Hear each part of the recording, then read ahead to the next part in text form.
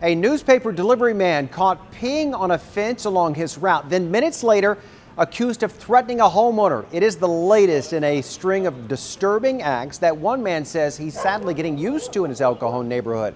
Our 10 News anchor Brian Schlonsky spoke to that homeowner who is now considering moving his family. Yeah, this neighbor tells me he has seen it all along this street in his neighborhood, and after this latest incident, enough is enough. We have a lot of people that park, have sex, they steal cars, leave stolen cars there. Jason Hofer and his family live in El Cajon, right on the county line.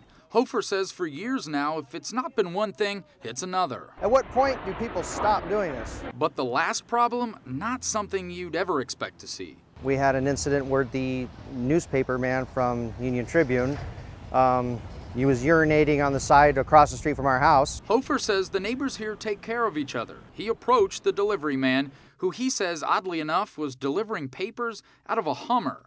The man asked if Hofer called the cops. And I told him, why wouldn't I call the cops?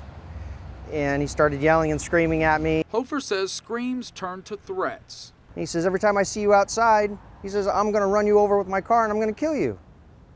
And then he said he was going to defecate in my front yard. The driver worked for a third-party vendor, Southwest Deliveries. The company's owner says they've had problems in the past with him and he no longer works there. They also say he's apologized. Hofer says it's one thing to deal with the growing transient problem and the growing list of crimes he's witnessed firsthand, but this. Hofer and his family have tried everything, joining community groups. Neighbors have put up signs throughout the neighborhood. Right now, everyone is just at their wits' end, really hoping that police step up patrols in their neighborhood. In El Cajon, Brian Schlonsky, 10 News.